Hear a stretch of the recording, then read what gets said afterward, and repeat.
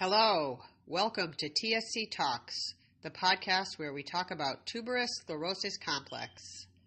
Today on the podcast we have a TSC mom extraordinaire, Marlo, and she's going to talk to us about her experiences with her son and his diagnosis and all the precipitating events following. So it's a good episode, and I appreciate your tuning in. If you're interested in any information that we talk about on the podcast, check out my Facebook page for TSC Talks, as well as the Spreaker. Yes, I said Spreaker. It's not Speaker. Spreaker.com, where the podcast platform is launched. Thanks again for tuning in, and without further ado, here's Marlo.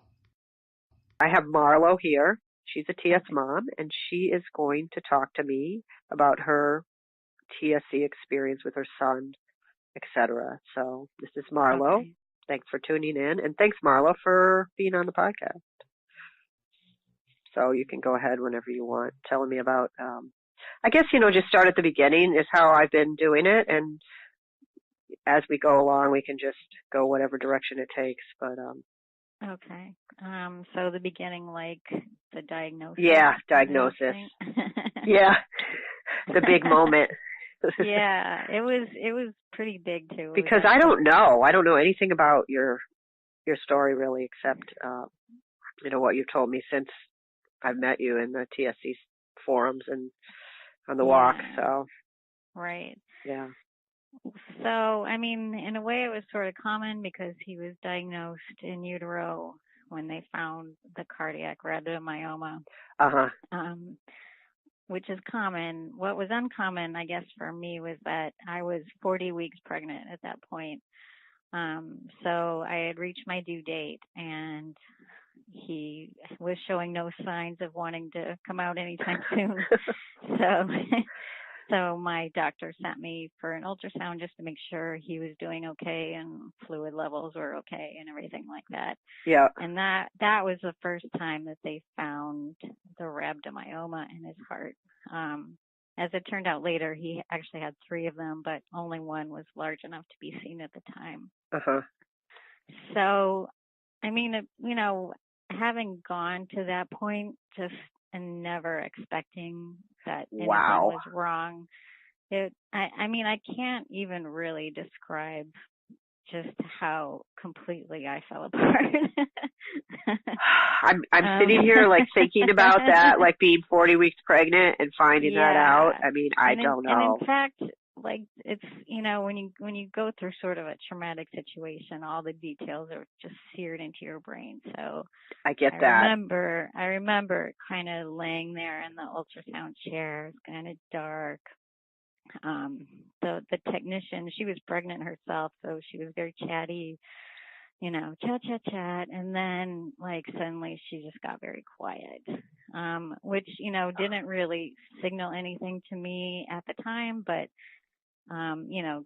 looking back at it later, obviously it does. And she's like, well, why don't you go back upstairs to your doctor's office, which, because they're in the same building.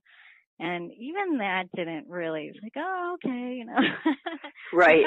I'm big, I'm tired, I'm stupid, I'm stupid pregnant at this point. And so we go upstairs and, again, my husband's with me. We're kind of joking about stuff in the magazines that are laid out on the table. And my doctor calls me back into her office and says, so we found something. And, oh boy. And I actually was joking because I knew I was having a boy. So I was like, oh, what? It's a girl? And she's like, so she's like, let me just show you the picture. So she shows me the picture. It's like this cross section of his heart. So there's 4 chambers, kind of looks like a pie with 4 slices. And one of them just has this giant white mass in it. And she's like, I don't know what this is. I don't even want to speculate, but, I'm going to make you an appointment tomorrow with, a high risk doctor in Boston, because I was just at my local hospital. So, we're pretty dumbfounded. Yeah, you think? don't really know what to think, but, we get home and kind of stunned, and I'm like, well, it's got to be a tumor, because what else could be there that wasn't there, 3 months ago? So we start Googling, as you do, heart tumors, and pretty much right away we hit on tuberous sclerosis. Uh-huh. And I just looked at it on the computer window. I'm like, shut down the computer. I can't look at this. I hear ya. I can't even deal, I do.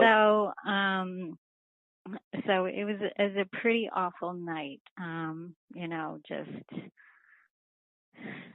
laying in bed, just wide awake, and the crib is next to me, and I'm just wondering, even, am I going to even have a baby to put in here? Oh my goodness. Yeah. Like the worst thoughts are going through your head. And so the next day we went to the doctor in Boston, and again, another ultrasound. And this time I was looking for it. And so I saw the tumor, and, it's not like a hard piece of tissue. It moves as the blood flows through the heart. So it kind of waves like a flag, So I see it, kind of flapping. Yeah. And of course I burst out crying, and I pretty much did not stop crying from that moment till he was actually born. So understandably so. I know that's a lot of detail, but it kind of gives you a picture, and I'm sure every parent out there has a similar, if not in the details, then the emotional content of how you're reacting, from moment to moment as this is unfolding. So when you went back after you had the initial ultrasound and you were in the hospital, you knew it was tuberous sclerosis. Did the doctors give you information, or had you already done the research and you were pretty sure? So the high risk doctor, again, he mentioned tuberous sclerosis, and we're like, yeah, we've seen that, But while I was still pregnant, the diagnosis was only tentative, because that's all they have. They don't have all the criteria to meet the diagnosis. Yeah. But after he was born, I was probably the only person on the planet who still held out hope that he did not have tuberous sclerosis. Well, yeah, I get it. The level of I don't want to say denial, but just that process of acceptance is it's hard. Yeah. Gosh. And so I'd given birth at Beth Israel Deaconess in Boston, and that hospital is on the same campus as Boston Children's Hospital, which has a TS clinic. And I believe that the head of that clinic, Dr. Sahin, actually came and visited my son. He was in the NICU for a few days while they monitored him, his heart specifically. And when we were given his card, so you should go see this doctor, and we're like, yeah. But honestly, it was he was a couple months old before I could even bring myself to go. And they actually called us. They're like, you need to bring in this baby. Yeah. But I get it. Yeah, you're just like, okay, everything looks fine. I'm gonna. Yeah, because it's just a newborn. He was our first child, our only child, as it turns out. And so you're just a new mom, just trying to figure out how to do newborn stuff. And the TS, you can't even can't let it on the register almost. Exactly. Having a baby is like your first baby is just a lot. Right. So you finally accept that he has tuberous sclerosis, and then how does it go from there, I guess? Yeah. So he had the brain MRI when he was 2 months old, and I think that's when he got the official diagnosis, because they did find brain involvement. So we were looking, we knew that the biggest thing was to be watching for seizures. Uh-huh. He did not have infantile spasms, but That's good. when he was about 9 months old, we started seeing some funny stuff.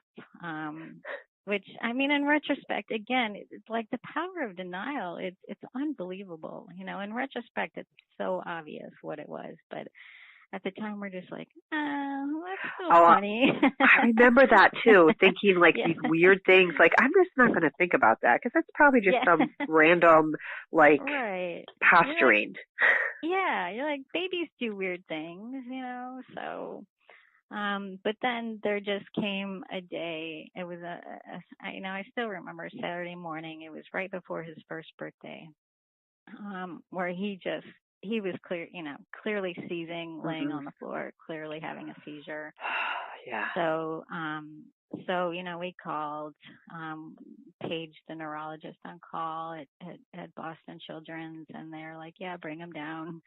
So that's, where we went for his first EEG and his first onset seizure diagnosis. Uh-huh.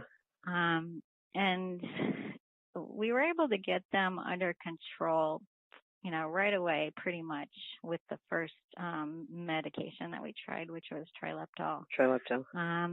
And so they were under control for a couple of years, maybe 18 months or so, and then they came back. And we actually have not had seizure control since that time, and he is now 12. That's a long time. Yeah, and the seizures are very mild, and that in itself has kind of been a problem for us in a way, because they're so mild that doing How do you know? Well, they last about 30 seconds. He doesn't lose consciousness. He can talk through them. He can even, if he's walking, he'll even, we tell him to sit down, but sometimes he'll even try to take a few steps. So, and, of course, as you say, how do you know? You don't really know what's going on deep inside the brain. But, thinking about something really drastic like surgery, it's just hard to contemplate when, Oh, yeah. You're just at the beginning and, thinking of going into your child's brain is just. Yeah. Because it's not like he's falling and hitting his head and, like something where you say, well, we got to solve this problem right now. It's kind of subtle. Yeah, they're very subtle, and they've, always sort of taken a back burner to other issues. It felt like more sort of the behavior, mental health issues have always been more pressing. It's funny because I think that, I'd say once the seizures, once they're, the behavior really plays a huge role, I think, for us too. So I hear you on that. Yeah. So he still has seizures daily? Yeah, we do have some seizure-free days, but he'll generally average 1 to 3 every day. And does he tell you? Yeah, although, he's getting better at hiding it. He does hide them at school because he doesn't necessarily want people to know. Sometimes he just forgets. Yeah. So it's not a real accurate reporting. But that's sort of our best guesstimate of how many he's having. So now tell me a little bit about how it's gone with his education. Like did he go through early intervention or? Yeah. So the folks at Children's had said, you can get him and you should get him into early intervention, that he will qualify based on the TS diagnosis alone. Again, it took us a few months to get our act together, but he was in early intervention at about 10 months old. Oh, that's good. And, from there went to preschool, an integrated preschool program at our in our district school.